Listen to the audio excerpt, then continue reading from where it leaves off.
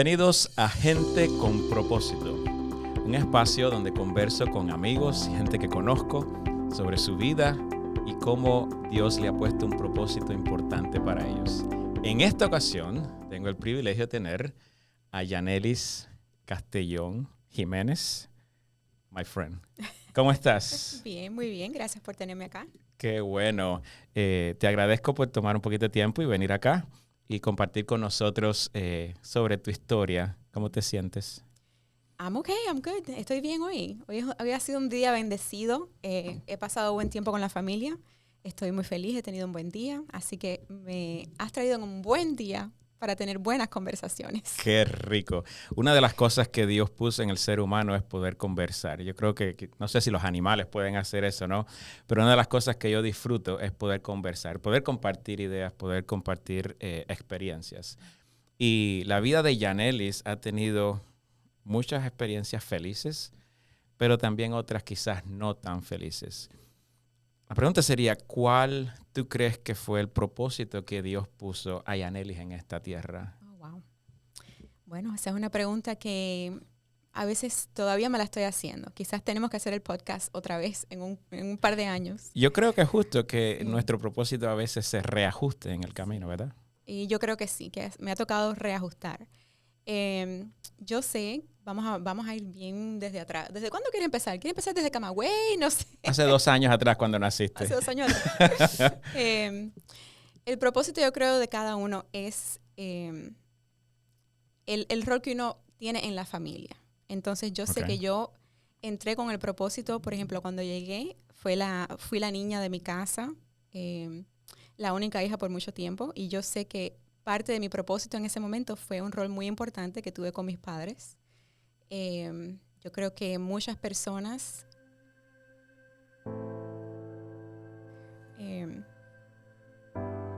muchas personas te han admirado a ti y te han admirado a tus padres y les quieren mucho a ti y a tus padres. And it's okay to get emotional today, okay? Vamos a empezar por el principio. Camagüey. Eso a mí no me suena bien. I never like that word. ¿Qué significa Camagüey para ti? ¿Tú no eres de Camagüey? It's about you today. Okay, ya veo. ¿Naciste en Camagüey? Sí, yo Dice nací que en todos Camagüey. los mejores pensadores de Cuba nacieron en Camagüey. Son Nicolás Guillén, Ignacio Agramonte. So I could go on from Rodríguez. there. Dime de tus inicios. Mis inicios en Camagüey, para mí ha sido muy bonito haber crecido allí porque creo que todos nosotros los que hemos tenido niñez en Cuba o en nuestros países, hemos tenido algo muy bonito, es como que nos atrasamos un poco en lo que es cultura y todas esas cosas. Pero disfrutamos otra parte en el sentido de que todo era mucho más sano.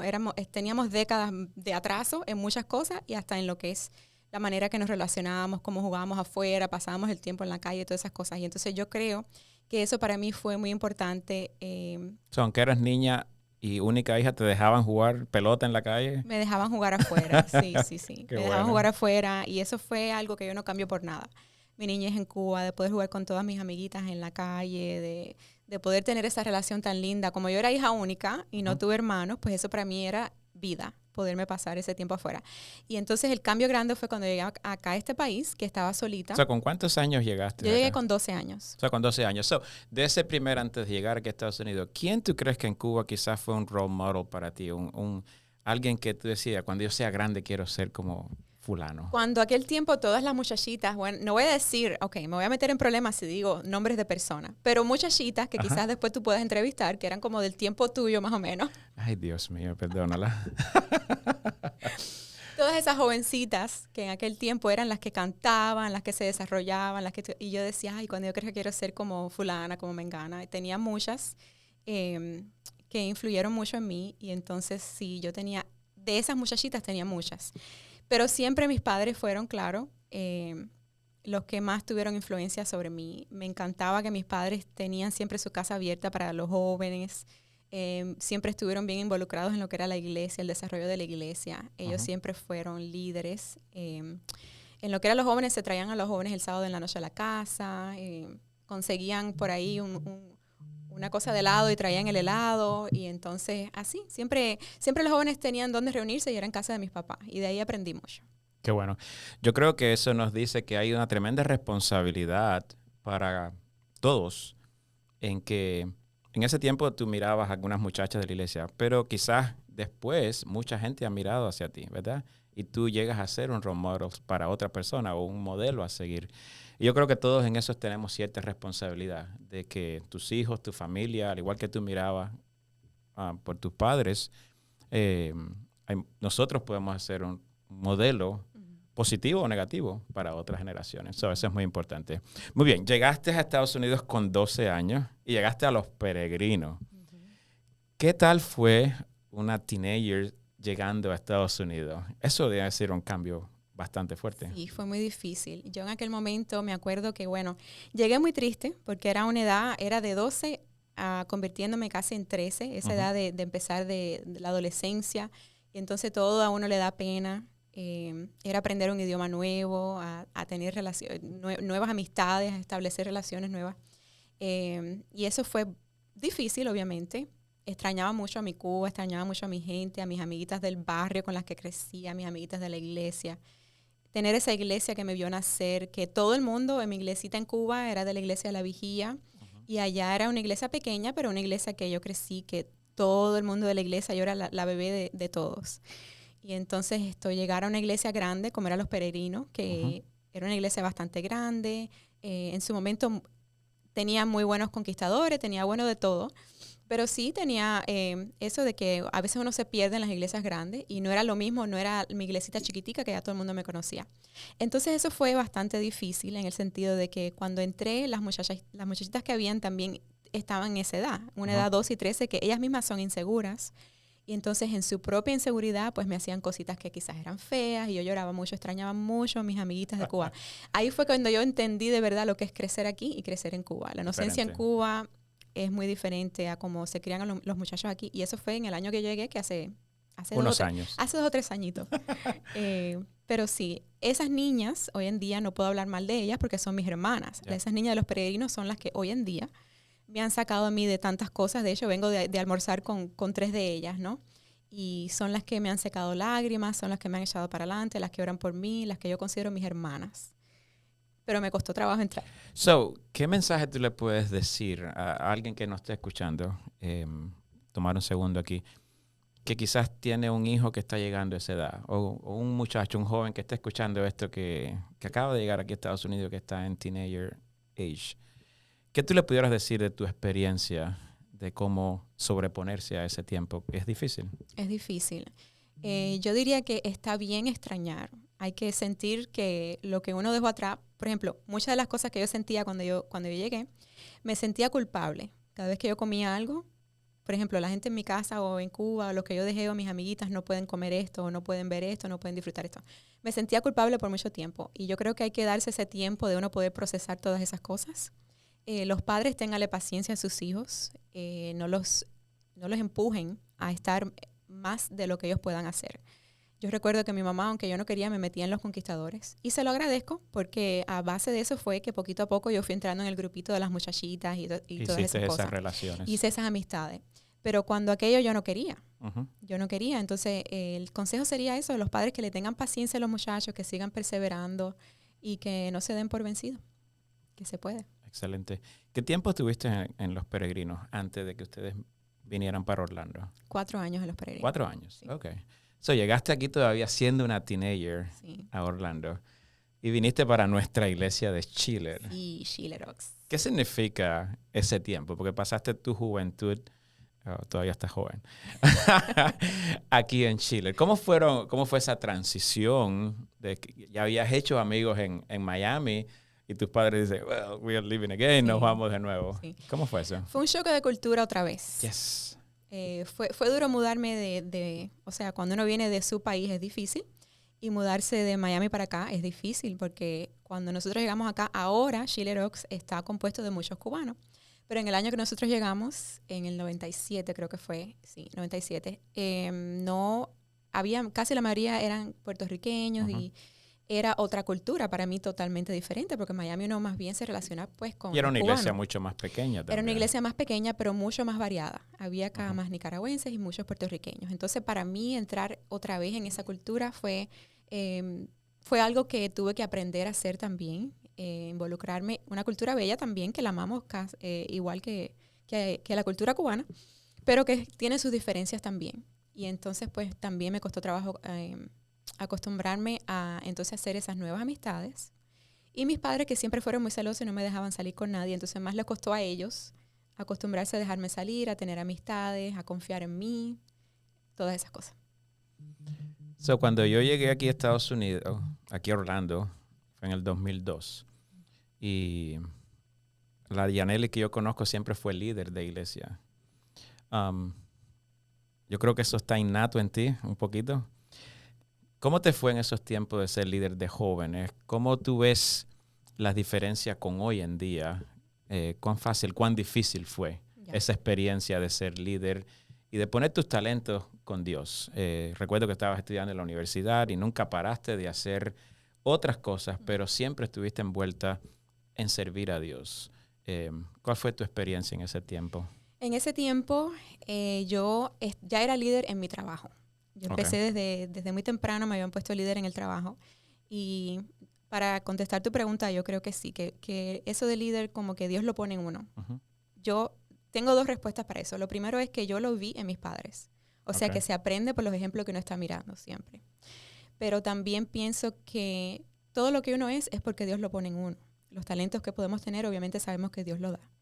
Y siento que desde temprana edad Dios me llamó siempre al liderazgo. Tengo una experiencia de Cuba con lo que es el liderazgo que me gustaría quizás contar después más tarde, pero no me quiero ir de la esencia de lo que estamos conversando. Entonces, cuando yo empecé de líder acá, en el 2002, creo que fue 2001, por ahí, que me pusieron de directora de jóvenes, ya yo era líder en mi trabajo. Uh-huh. Y mis principios como líder acá en Schiller fueron un poco difíciles en el sentido de que por ser joven, uh-huh, el liderazgo que había aquí en ese momento no necesariamente me abrió los brazos y dijo, tú eres la persona indicada, sino que me decían, tú te ves como una persona que no puede ser líder. Todo por el exterior. Entonces, uh-huh, cuando ya el mundo, date cuenta que ya el mundo se había dado cuenta que yo tenía lo que necesitaba tener para ser líder. Incluso me hicieron líder de un grupo de 6 personas que eran todos mayores que yo, porque yo tenía 21 años cuando aquello. Entonces el mundo notó eso primero, pero a la iglesia le costó un poco más de trabajo, que no sé por qué siempre nos cuesta más trabajo darle la oportunidad a los jóvenes sobre todo.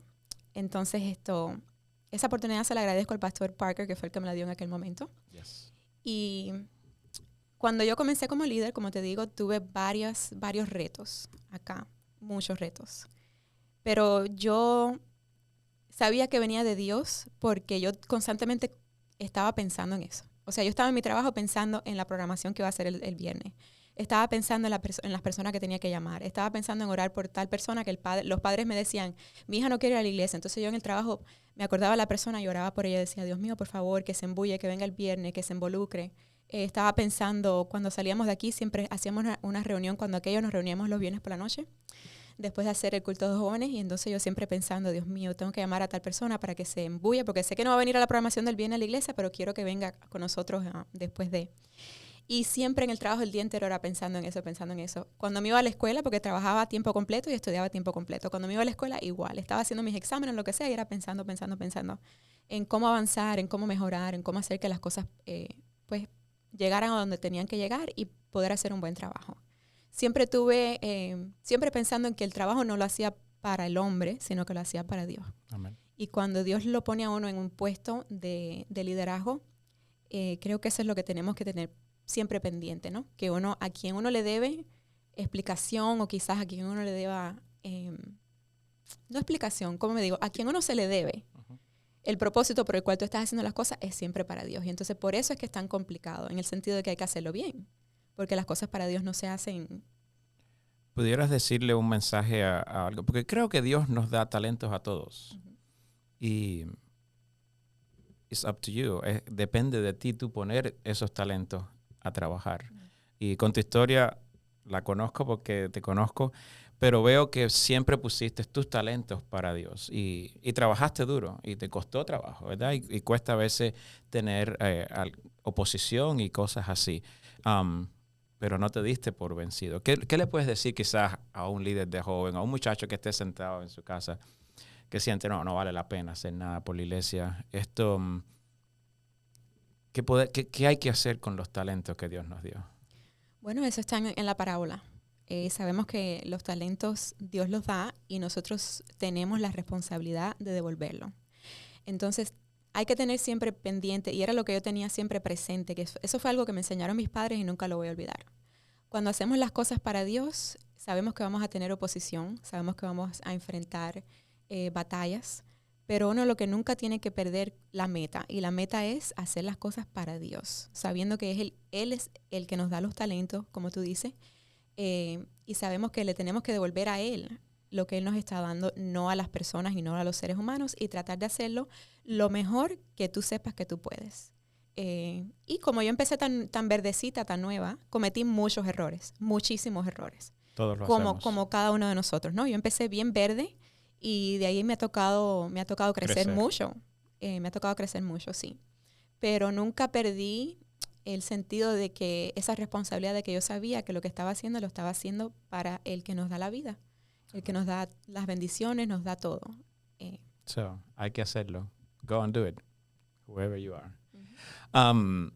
Hablando de crecer, te casaste con Benji, un hijo de nuestra iglesia también, y has tenido 3 varones. Yo lo fui a buscar afuera, ese no era de aquí. ¿No era de aquí? Lo traje. Es que esa historia no me la sé. Benji era de la iglesia de Castleberry, y entonces Ok. fue un día, la iglesia que ahora es de Winter Park, donde está el pastor Morgado ahora. Oh, ok. Él era miembro de allá. Oh, esa parte no la sabía. Esa parte no la ¿Y sabíamos. Xiomara también era de Y allá? Xiomara también era de allá. Oye, eso. Me los traje para acá. Yo fui allá un día a un concierto que había, cuando aquello había un director de coro muy bueno, no me acuerdo cómo se llamaba él, pero lo ponían en ¿Montes de nuestro... Oca sería o no? No, era antes de Montes de Oca. Antes de Montes de Era uno Oca. que ponían en nuestro orgullo hispano en Univisión. Y entonces fuimos para allá porque papi, cuando ve eso, papi era director de coro Del aquí. coro de aquí. Y entonces alguien le dijo que fuera a escuchar el coro en Navidad. Y vamos para allá y entonces hacen su programa de Navidad bien bonito, y el cumpleaños de Benji es en diciembre, entonces le estaban cantando, lo subieron a la plataforma a cantarle Happy Birthday, y yo en ese momento, exacto, quedé flechada. Y entonces le dije a mis padres, ay, me gustó esta iglesia, voy a tener que venir más por acá. Pero menos mal que no fuiste para allá, que lo trajiste para acá. Claro, lo haré para acá. Qué lindo, qué lindo. Y esa familia creció y ahora tienes 3 varones, nenes. Tú estás loca. Cuéntame, ¿cómo se es madre de 3 varones y mantener a cool outfit like you do? A cool outfit. Bueno, yo outlook. no mantengo A cool ningún outlook, cool a cool outlook. por afuera, quizás. No, mis 3 hijitos bien loquitos. Ay, cuánto los quiero. Eso ha sido una gran bendición de mi Dios. ¿Cómo? Te digo que como yo soy hija única, pues siempre dije que no iba a tener uno solo. Oh, sí, de verdad que esa Sí. fue una cosa que dijiste. Desde el principio. Por aquí vamos. Desde el Ok. principio. Yo cuando empecé a trabajar, hablando de mis principios como de líder, cuando yo empecé a trabajar acá de directora de jóvenes en Schiller, nosotros nos casamos en ese mismo año, en el 2002. Ujú. Y empecé a conocer más a los jóvenes y a acercarme más a ellos, y le cogí miedo a la maternidad. Es una locura. Sí. Es una locura. Sí, le cogí miedo porque... Pero es lo más lindo que sucede también. Sí, pero lo que sucedió con nosotros fue que Benji siempre quiso ser padre, siempre quiso tener hijos, pero lo que pasaba conmigo era que yo, al acercarme con las cosas que estaban atravesando los jóvenes Ujú. de esta generación, que eran un par de años más jóvenes que yo, pero era la generación que venía después que yo, empecé a conocer cosas que nunca jamás había conocido. En Cuba nunca se hablaba de lo que era depresión, nunca se hablaba de lo que era ansiedad, nunca se hablaba de muchachos de la iglesia queriéndose quitar la vida, ni nada de eso. Entonces empecé a conocer un poco más de esos problemas acá cuando empecé de directora de jóvenes. Y muchas otras cosas más que los jóvenes atravesaban. Ujú. Y yo dije, si eso es esta generación que viene detrás de mí, ¿Qué va a imagínense ser ustedes, para lo próximo? con los que vienen, con los hijos míos, esto va a ser fatal. ¿Qué te hizo cambiar entonces? Bueno, nosotros nos pasamos 7 años sin tener hijos ninguno. Y ¿qué me hizo cambiar? Dios es maravilloso. Dios coló a Jaden ahí, lo coló. Sin buscarlo vino. Bueno, no vamos a entrar en el tema de que si lo buscamos o no lo buscamos, porque Vino. este podcast no es para familia, ¿no? Okay. Entonces vino. Y de ahí yo dije, bueno, si tengo uno, pues no voy a quedarme con uno solo. No le voy a hacer Cumpliste ese daño. esa promesa No le voy a hacer ese daño. de que fuera único hijo. Sí, yo justo embarazada con Jaden, se me enfermaron mami y papi a la misma vez. Papi tuvo un tumor grande, una operación grande que él tuvo aquí En el cuello. en sí, el cuello. recuerdo. Y entonces mami a base del estrés que estaba pasando, también cae enferma de los riñones, y entonces la tenía ella en un hospital y lo tenía él en otro hospital. Y yo salía de trabajar tiempo completo, y a la hora que salía, entonces tenía que ir a ver a uno, tenía que ver al otro. Algo bello de esa experiencia, después de todo, un punto y aparte, es que la iglesia de Chile, como siempre, dijo presente y me ayudó en ese momento tenía personas bien lindas que venían y me hacían una sopita, mira, llevar esto a tus padres, le traían comida, los iban a ver. Y entonces, eso es lo bonito de estar en esta iglesia y estar en una iglesia como lo que es la iglesia adventista, que al final del día es una familia. Es una familia. Tú nunca te vas a sentir solo, nunca te vas a sentir como hija única. Y yo lo he podido atravesar, experimentar no solamente cuando ellos estuvieron en el hospital, sino también cuando yo misma estuve enferma. Mucha gente corrió conmigo, mucha gente me trajo comida, mucha gente se portó requete bien. Y yo creo que eso es un recordatorio, disculpa que te interrumpe, para cualquiera que esté escuchando que piensa, yo no tengo los talentos que tiene Yanely o yo no sé hacer esto. A veces simplemente ayudar con una comida o una llamada sí, hace un impacto tremendo, porque han pasado, Jaden tiene como 13 años 13 ya, ¿no? años. Y Yanely no ha olvidado lo que es esa familia Jamás. extendida que uno tiene. Jamás lo olvidaré. Eso es algo que uno nunca olvida porque es algo que es muy grande. Imagínate tú cuando tú estás de acero, que te piensas que no das abasto y viene tu familia de la iglesia y te da el socorro. Eso es algo que no tiene precio. Amén. Jaden no se quedó solo y llegaron sus Volvemos hermanos. a los muchachos. Entonces Jaden no se quedó solo. Entre Jaden y Jackson, que es el segundo, yo perdí un bebé. Uh-huh. Que eso fue bien difícil, un momento bien difícil, pero después Dios me bendijo, tuve a Jackson, y después de Jackson se coló otro más, y tuvimos tres varones. Tres varones. Tres varones bien loquitos, bien interactivos, bien energéticos, pero no los cambiaría por nada. Dijiste al principio que una de las razones por la que Dios te trajo a este mundo es por esa parte familiar. Sí. ¿Qué significa tu familia para ti? Mi familia para mí lo es todo. La familia en la cual nací, que fueron, tú sabes, mi mamá y mi papá, que podemos hablar tanto de ellos, pero también la familia que Dios me dio, la que tengo ahora, y por los cuales doy el todo y sigo avanzando. Batallando. Uh-huh. Qué lindo. Tienes 3 nenes en una familia linda. Tu mamá y tu papá siempre han sido líderes de iglesia. Yo creo que han sido un modelo para ti a seguir. Pero te llegó la enfermedad y tuviste cáncer. Sé que fueron tiempos difíciles. Cuéntanos un poquito sobre ese tiempo. El otro día me estaba acordando yo que cuando yo estaba en una sala de espera, nosotros estábamos en el grupo que cantábamos, uh-huh, y tú me escribiste algo de un ensayo. Yo me acuerdo que te dije, creo que no voy a poder. Uh-huh. Me imagino que en ese momento no les llegó la noticia a ustedes, que no iba a poder ensayar. Sí, fue un momento muy difícil. Nosotros yo por lo menos hasta ese momento no me había tocado vivir algo tan fuerte. Porque a veces es fácil orar a Dios y creer en Dios cuando todo nos va bastante bien, ¿verdad? Y pasamos pruebitas. Uh-huh. Pero cuando te pasa algo así tan fuerte como eso, cuando tú te sientes enfermedad en tu propio cuerpo, ¿cómo tú batallas con Dios en ese momento? Sí, yo me acuerdo que en ese momento lo que más me impactó, lo que más me dolió, fue que yo estaba amamantando al bebecito. Uh-huh. Estaba chiquito. Estaba chiquitito, tenía 1 año, y tuve que dejar de amamantarlo. Eso fue para mí, el enfoque mío en ese momento, como uno, cuando se convierte en padre, y tú lo sabes, el enfoque tuyo son tus hijos primero y después tú. Entonces yo decía, en ese momento como que no me entró en la cabeza que yo estaba enferma, sino era, Dios mío, ¿cómo yo dejo de proveer a mi hijo, que le estaba dando leche, el alimento? Y entonces tuve que empezar a fajarme con esa idea primero, la idea de que tenía que dejar de amamantar a mi hijo y de que iba a pasar por cosas que no iba a poder estar con mis hijos. Hasta ese momento yo había sido, cuando tuve a Jaden, el primer hijo, me fui a la casa, me quedé a la casa, o sea, dejé de trabajar y me quedé en la casa cuidándolos a ellos porque quería dedicarme a ellos tiempo completo. Entonces hasta ese momento ellos estaban acostumbrados a que solamente estaban con mami el día entero. Y yo decía, ¿cómo yo voy ahora? Estos 3 niños tan chiquititos tenían 1, 3 y 5 años en aquel entonces. Solamente Jaden estaba en la escuela, los otros 2 no estaban en la escuela, estaban chiquitos. Y yo decía, ¿cómo yo voy a ir a todas estas citas médicas que tengo que ir? Nunca me había separado yo de ellos, ni se los había dejado a nadie, ellos no iban a daycare, no iban a nada. Y entonces, pues sí, fue un momento en el que la maternidad fue lo que más me chocó. ¿Cómo yo voy a ser madre dedicada a ellos, teniendo que pasar por quimioterapia, teniendo que pasar por todo este tiempo en los hospitales y también que mis hijos no sufran? Siempre pensando en ellos, cómo les iba a impactar. Creo que en ese tiempo tu mamá jugó un papel tremendo, ¿verdad? Porque Claro. tu mamá fue la mano derecha tuya. Claro, mi mamá en ese momento dejó de trabajar Uh-huh. para dedicarse tiempo completo a nosotros. Ella dejó su trabajo y ella era la que, como te digo, la que cocinaba, lo mismo me llevaba a las citas médicas, que se quedaba con los niños, que ella era todo, ella lo hacía todo. Aparte de atender a su propia casa y su esposo, pues ella hizo todos los roles, todos los papeles que tenía que hacer en aquel momento. ¿Cuestionaste a Dios en alguna oportunidad de por qué tú? ¿Por qué te había tocado a ti? Porque no fue un proceso de 3 meses, Sí, right? fue un proceso de 2 años. 2 años. Sí. Eso es un proceso largo y piensas que ya terminó y regresa. Yeah. Y cirugías y tratamientos. Mucho tiempo sola, batallando en tu mente de debilidad. Los que han pasado por cáncer entienden lo que es eso. Estoy hablando sin saber.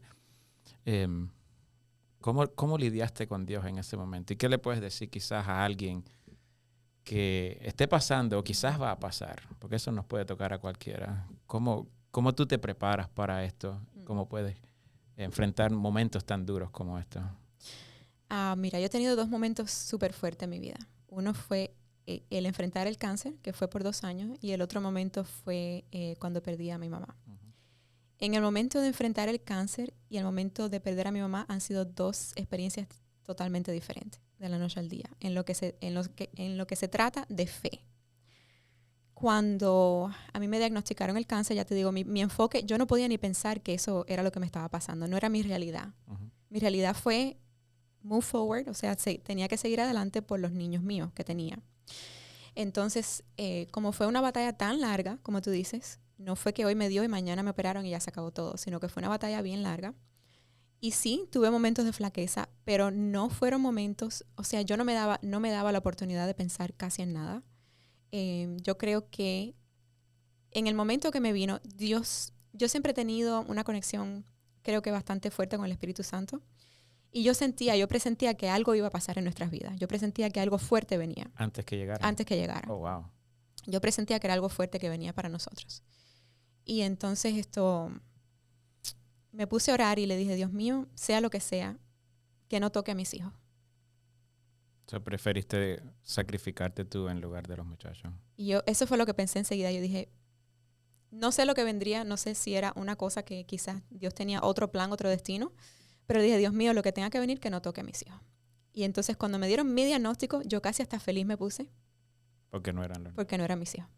Pero el proceso es largo y difícil. Entonces el proceso es largo y es difícil. Y sí, tuve momentos que yo me preguntaba, ¿por qué yo, Señor? ¿Por qué yo? Yo he tratado de servirte, uh-huh.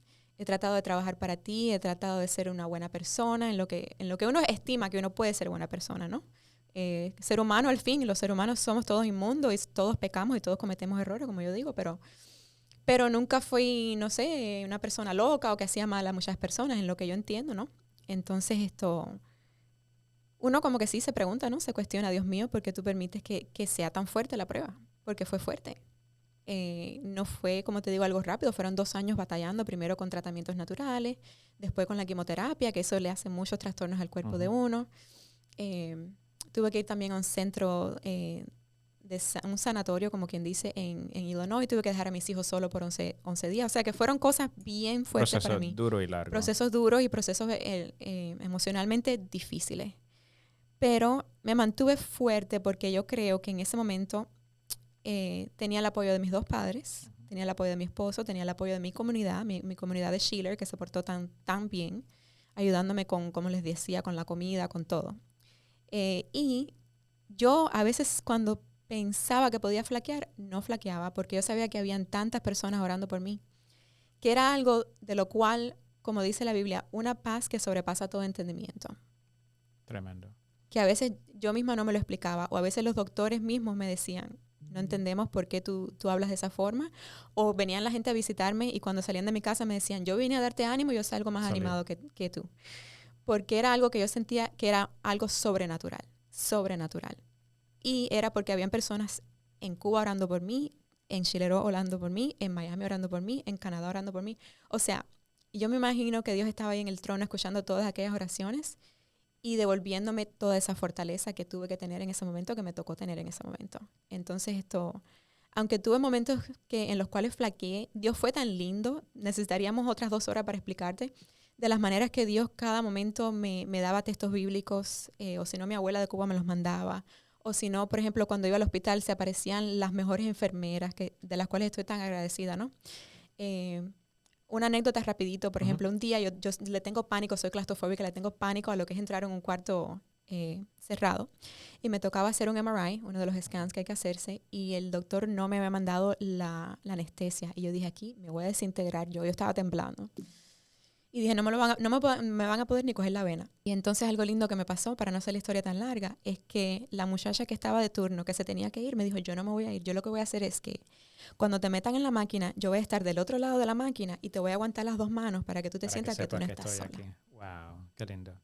Entonces fueron muchas cosas bonitas, que cada experiencia que yo tenía, que se supone que fuera fea y devastante, pues veía siempre la mano de Dios ayudándome, siempre poniendo a las personas correctas, siempre poniendo gente que venía y me ayudaba, me animaba. ¿Cuántas personas aquí no dieron dinero para que yo me fuera a tratar? Bueno, ¿qué les puedo contar? Cosas muy lindas que Dios siempre estuvo conmigo. Siempre te voy a dejar algo yo sé que me ayudó mucho fue el Salmo 91, cuando aquello, de lo cual yo creo que yo prediqué también una vez acá. Alguien me presentó con un libro del Salmo 91, un libro entero dedicado al Salmo 91, versículo por versículo. Y recuerdo que empieza con, el que habita el abrigo del Altísimo no temerá. Y yo creo que en ese momento el estar día a día con Dios, el morar con Dios fue lo que me dio fortaleza. Han habido momentos en los cuales, por ejemplo, te digo, el otro lado de la moneda, ¿no? Cuando mami falleció, que pasé una depresión muy, muy severa, que aún estoy pasando, y fue un momento totalmente diferente. Ese fue un momento del cual realmente te voy a ser honesta, no me daban las ganas de leer la Biblia, no me daban ganas de cantar, porque cuando yo estaba enferma de cáncer yo cantaba mucho. Yo decía, mi mamá siempre me enseñó, ¿no? Que uno canta los himnos o las alabanzas y eso te ayuda, eso te anima. Y el que nunca lo ha puesto en práctica, si usted está pasando por un momento ahora mismo difícil, póngalo en práctica. Usted, aunque no tenga las ganas, usted pone las alabanzas y va a ver que su espíritu se va a levantar 100%. Mi mamá fue la que me enseñó eso. Y a veces me acuerdo de ella, cuando se sentía ya bien triste, que se ponía a cantar himnos bien tristecita, bien con lo poquito que tenía, pero los cantaba. Y cuando llega la muerte de mi mamá, eso es algo que yo no podía. La depresión no me dejaba. Y yo le decía a mi esposo en la casa, le decía, pon algún himno, pon algo. O si no, ponía la misma Biblia en audio para poder escuchar, porque yo misma no podía abrir la Biblia. Y entonces te digo, fueron 2 caras de la moneda. Cuando me tocó ser fuerte con el cáncer, yo veo que ella fue mi fortaleza, muchas de las veces. Pero al sentirme sin ella, realmente flaquecí. ¿Esa es una palabra? Mucho en ese momento. Pero poco a poco Dios me ha enseñado que la fortaleza de nosotros no puede venir de otro ser humano. La fortaleza del ser humano no puede venir de tu esposo, porque tu esposo quizás el día de mañana te deja. Tu fortaleza no puede venir de tus padres, porque tristemente nadie es eterno. Tu fortaleza tiene que venir directamente de Dios. Tienes que conectarte de tu relación directa con Dios. Exactamente. Y llega un momento en que el enemigo te ataca. El enemigo te empieza a decir todo tipo de cosas para que tú dudes de todo lo que tú has creído hasta ese momento. Y ese es el momento que tú tienes que empezar tú misma a leer o a escuchar la Biblia y a escuchar las promesas que Dios tiene para ti y de entender quién tú eres realmente. ¿Quiénes somos nosotros? Somos bendecidos, somos redimidos, somos creados con un propósito, somos hijos del gran rey. Entonces todas esas cosas yo me las tenía que repetir, a veces todos los días en la mañana, para poderme levantar, porque ese fue el momento más crítico que yo he tenido, definitivamente ha sido la muerte de mi mamá. Para los que quizás no conocen más a Yanelis, su mamá, Mayra, la china, alguien que la iglesia también quiere mucho, y fue otra víctima de la pandemia y del COVID. Y sé que ellos dos, tu mamá y tu papá, fueron personas muy importantes para ti.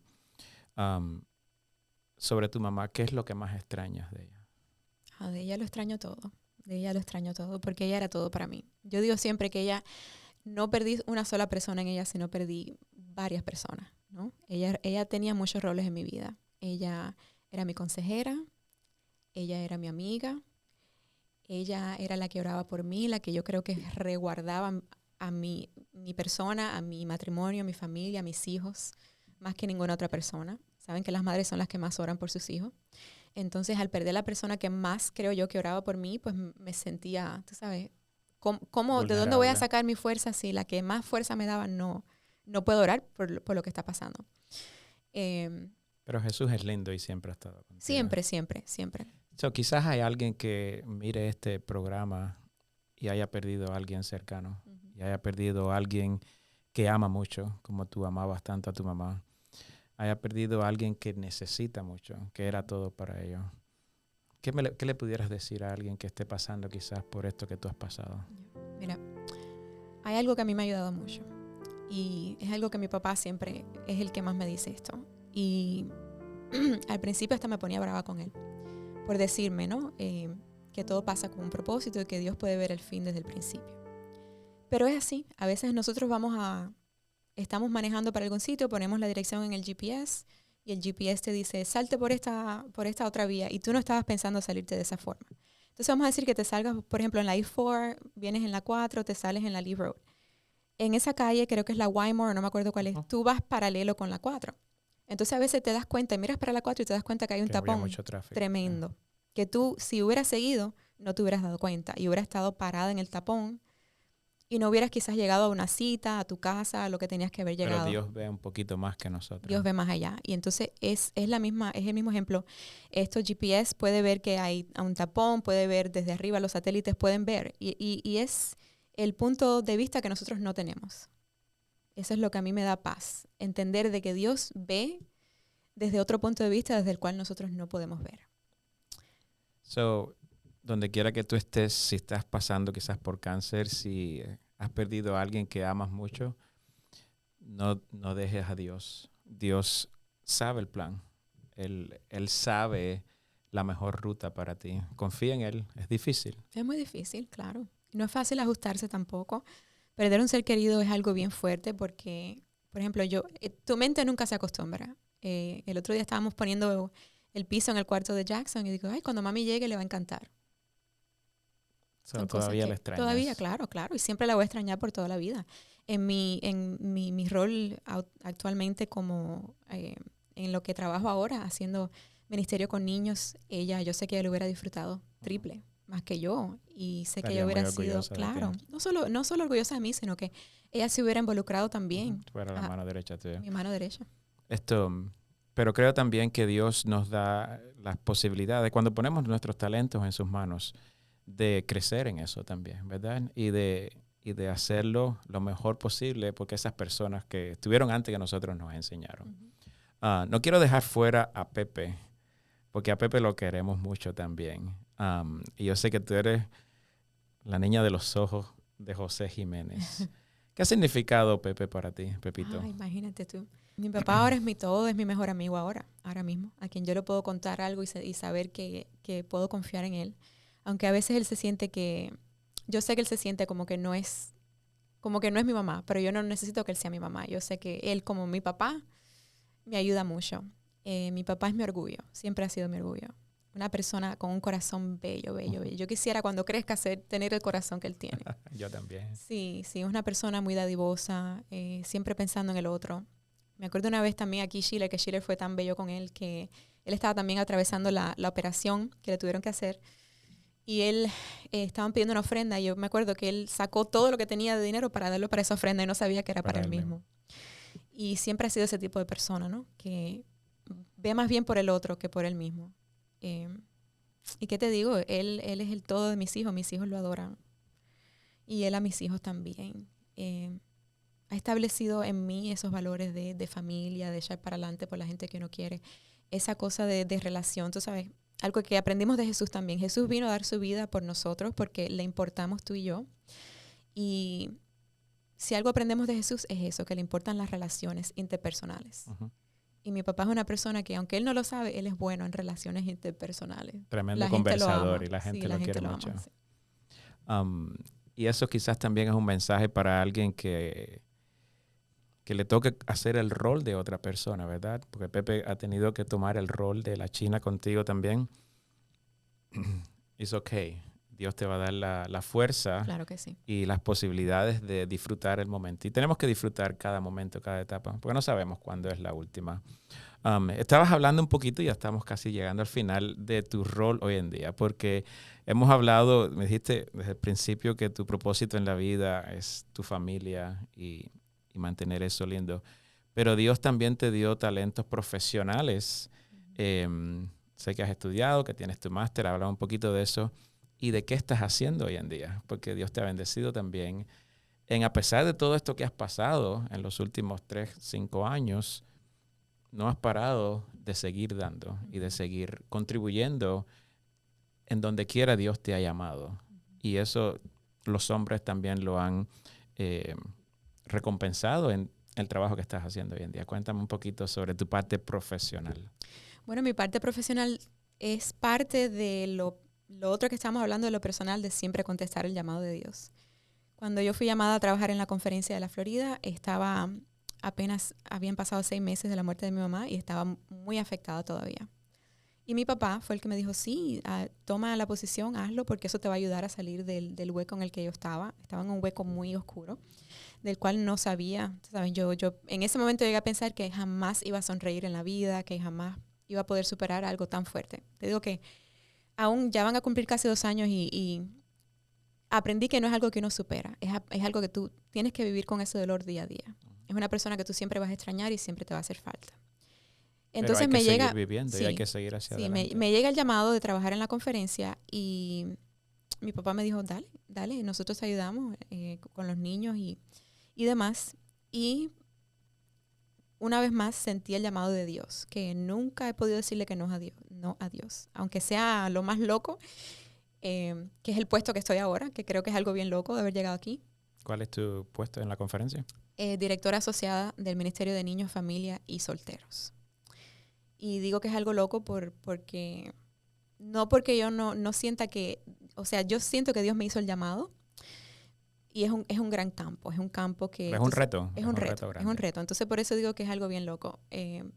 Pero nunca me he sentido abandonada por Dios y yo sé que Él va a seguir conmigo. Seguro que yes. Y yo sé que cuando nosotros contestamos el llamado, Él siempre nos capacita y nos apoya y nos da la fuerza para completar todas las locuras que exacto. vas a hacer, como hiciste cuando eras líder de jóvenes y en todas las demás cosas que has intentado.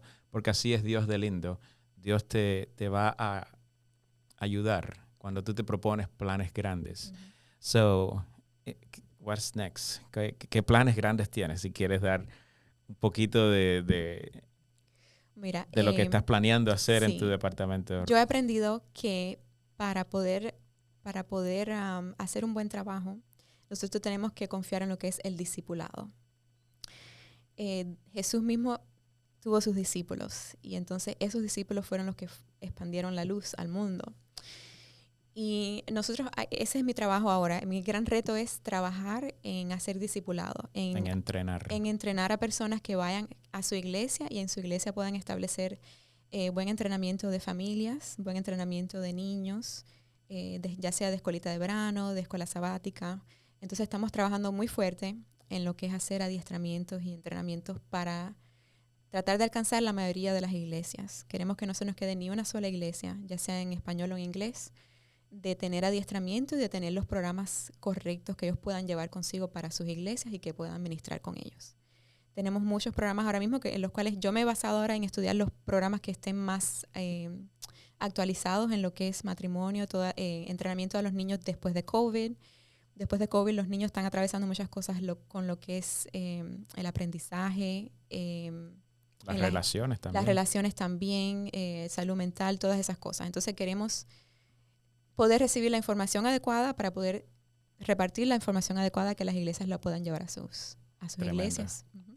Muchas felicidades. Estamos muy orgullosos de ti, de este desafío que Dios te ha traído y confiamos en que lo vas a you're gonna deliver. Lo vas a seguir echando hacia adelante. Sigan orando porque como trabajo en familia, pues el enemigo siempre lo que quiere atacar es eso, a la Seguro, familia. seguro. Sí. Antes que nos dejes el último mensaje, queremos hacerte unos flash questions aquí. Unas preguntitas rápidas que se van a contestar rapidito. ¿Qué te motiva cada mañana? ¿Cuál es el café que te levanta cada mañana? Tus hijos. Sí. Si murieras hoy, ¿qué pondrías en tu lápida? Esta es una pregunta un poco triste, pero es saber. Tú sabes que es bien regular que la gente ponga madre, hija, esto que lo otro. Y a mí me gusta hacer las cosas un poco no convencional, pero en ese sentido sería bien convencional. Sí pondría madre, hija, amiga. Porque venimos a esta tierra, como te decía ahorita, Jesús vino a establecer relaciones. Si Él no le importara la relación con nosotros, no hubiera venido a morir por nosotros. Yo creo que lo más importante que el ser humano viene a hacer en este mundo es esas relaciones. Trabajas para la conferencia, eres parte de la administrativa. ¿Cuál crees que es el desafío mayor que tiene la iglesia adventista hoy en día? El desafío mayor de la iglesia adventista en estos días es que no se cree que Jesús está a las puertas. No se cree 100%. Si la iglesia completa estuviera creyendo que ya está a las puertas y estuviéramos reaccionando de una forma diferente, personalmente de esa forma y como iglesia, ya el Espíritu Santo se hubiera derramado. Muy lindo eso. Ok, dime con una palabra qué significan estas palabras o estos lugares que voy a mencionar. Camagüey. Ay, Camagüey. Una palabra, nada. Una palabra, niñez. Ok. Los peregrinos. Candela. Familia. Amor. Chiller. Familia. Ok. Forest Lake, porque eres parte de Forest Lake Church ahorita, ¿verdad? Familia. Ok, muy bien. La China. ¿Qué sería la China? Mi ejemplo. Ok. Pepe. Mi corazón. Jesús. Y todo. Amén. Qué lindo. Algo que pocas personas saben sobre ti. Ahí me la pusiste dura. Voy a pensar un poquito. No sé, algún skill o algo que... Aparte de que cantas, por eso todo el mundo sabe que te gusta cantar y que... Algo que Bueno, aquí decían que yo no sabía cocinar, pero mira lo cómico que me pasó una vez. Okay. Me dice Yuyi y esta gente que siempre se reían de mí, que yo nada más que traía ensalada y ensalada y ensalada. El caso es que las ensaladas casi nadie las traía. Cuando nosotros nos reunimos a comer, siempre traen, tú sabes, todo tipo de carne, todo tipo de arroz, todo tipo de todo, pero las ensaladas no mucho. Entonces, pues yo siempre ahí con mis ensaladitas. Y entonces Yuyi me dice, no, tú no sabes cocinar, que no sé qué. Un día les digo, ustedes van a ver, le digo a Posito, tú vas a ver que yo sí cocino. Y vengo a hacer, y ese día yo venía corriendo, no me acuerdo ni de qué. Y vengo y traigo un plato que yo hacía con papa, no me acuerdo. El caso es que lo traje y como yo le dije a Benji, cuando salga al horno, cuando el horno haga su ruido, pip, tú lo saques que no sé qué. Y me fui a hacer otra cosa. Cuando regreso le digo, se ve bien, vámonos. Y el caso es que lo llevé sin probar. Aquella cosa estaba cocinadita por arriba nada más y todo adentro crudo. Y yo decía, señores, si yo les digo que yo sí sé cocinar, yo se los prometo que yo sí sé cocinar. Y ahí más nunca, ya se ha quedado eso que yo no sé cocinar. Pero algo que nadie sabe de mí es que yo, señores, yo sí sé cocinar. Como voy a tener familia por 20 años, matrimonio, no voy a saber cocinar. Te creemos. Por lo menos un huevo frito yo tiro, ¿ok? De vez en cuando, aunque se queme la casa. ¿Qué mensaje tienes para terminar este podcast? Gracias por compartir tu historia. ¿Qué le puedes decir a alguien que quizás esté pasando por algo similar o que le pueda tocar el día de mañana? Nunca se alejen de Dios y estudien la palabra cada día. Eso es lo único que nos puede dar fortaleza mental, espiritual y física y de salud y de todo lo demás, ¿no? Yo creo que el caminar día a día, como dice el Salmo 91, habitar con nuestro Dios cada día es lo que nos puede sacar de cualquier tipo de situación. Siempre que vivamos en este mundo, siempre vamos a tener dificultades y siempre vamos a pasar cosas duras y difíciles. Pero yo, con lo que he tenido que pasar, estoy 100% de acuerdo que Jesús nunca nos abandona. Aunque a veces nos sentimos que sí, Dios mío, ¿dónde tú estás? Tenemos momentos desesperantes que no vemos venir la luz, ¿no? Pero Él siempre tiene a su debido momento la manera de sacarnos de esa oscuridad. Así que confíen de que a Él le importa nuestro dolor, aunque a veces nos sentamos que no le importa, que hasta cuándo voy a sentir esto, hasta cuándo voy a padecer. Mientras que estemos en este mundo siempre vamos a padecer, pero siempre tenemos uno que siempre le importa todo lo que nosotros estamos pasando. Y se los digo, si ustedes no se sienten en ese momento, oren y oren y oren. Y vivan cada día con Jesús y van a ver cómo Jesús se va a revelar y los va a ayudar y les va a dar esa paz que sobrepasa todo entendimiento. Gracias, Yanelis, por compartir tu historia y por estos consejos tan lindos. Dios te bendiga donde quiera que estés y nos vemos en la próxima oportunidad.